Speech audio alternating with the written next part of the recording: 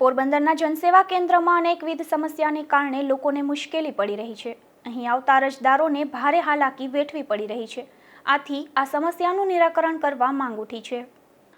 પોરબંદરના જનસેવા કેન્દ્ર ખાતે શહેર ઉપરાંત ગ્રામ્ય વિસ્તારમાંથી મોટી સંખ્યામાં અરજદારો આવતા હોય છે।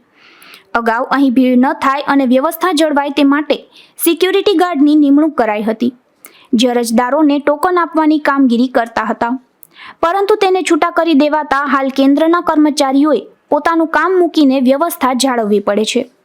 આ ઉપરાંત કેન્દ્ર આસપાસ ગંદકી અને કચરો પણ જોવા મળે છે, જેને કારણે અહીં બેસતા સ્ટેમ્પ વેન્ડરોને પણ હાલાકી પડી રહી છે। તો અહીં યોગ્ય પાર્કિંગ સુવિધા ન હોવાથી આડેધડ વાહન પાર્કિંગ પણ થઈ રહ્યું છે, જેથી મોટા વાહનોને પસાર થવામાં પણ મુશ્કેલી સર્જાય છે।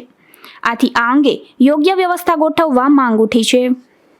મેણંદભાઈ રૂડાભાઈ સિંહ રખિયા અહીં પોરબંદર જિલ્લા સેવા સદન જૂની કોર્ટમાં આવેલ છે અને ત્યાં કોન્ટ્રાક્ટરો દ્વારા એક દિવાલ કરવામાં આવેલ છે। તે દિવાલનો કચરો પણ આજની તારીખે એમને ભરતી એમને પડેલી છે, રેતી કાંકરી પડેલી છે, લોખંડના સળિયાઓ પણ એમને પડેલા છે અને અહીં દર સોમવારે અને બુધવારે સૌથી વધુ ટ્રાફિક રહે છે, ત્યારે પણ આડેધડ વાહન પાર્કિંગ થાય છે, તેમને કોઈ વ્યવસ્થા નથી। તેમજ જનસેવા કેન્દ્ર ખાતે જે ચોકીદાર હતા ટોકન આપવાવાળા, તે ટોકન આપવાવાળો કોઈ અત્યારે માણસ કોન્ટ્રાક્ટર દ્વારા રાખવામાં આવેલ નથી અને અંદર જે કામ કરે છે એમને પણ અરજદારોને જવાબ દેવા માટે બહુ મુશ્કેલી પડે છે। અંદર એ લોકો અમારું કામ કરે અરજદારોનું કે ટોકન સાચવે કે જનતાને સાચવે, એટલે એના માટે યોગ્ય પગલાં ભરવા વિનંતી।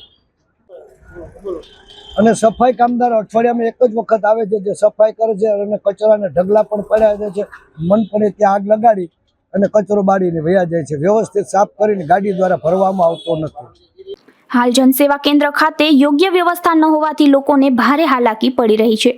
આથી તેનું નિરાકરણ કરવું જરૂરી બન્યું છે।